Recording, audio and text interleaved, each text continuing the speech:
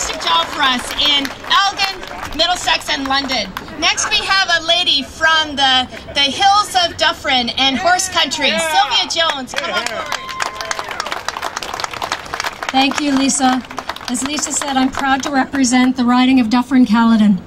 You know, Dufferin-Caledon doesn't have any racetracks. It doesn't have any slots. What Dufferin County has and what the town of Caledon has is hundreds and hundreds of families who have worked in the equine industry for generations. And I think it's shameful that it has come to a decision made by Dwight in some dining room to make a flippant statement about horses and home care.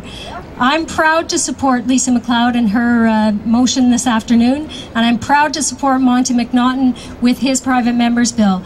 And thank you for showing your support of our initiatives here at Queen's Park. We need your voices, and we will continue to raise ours at Queen's Park. Thank you, everyone.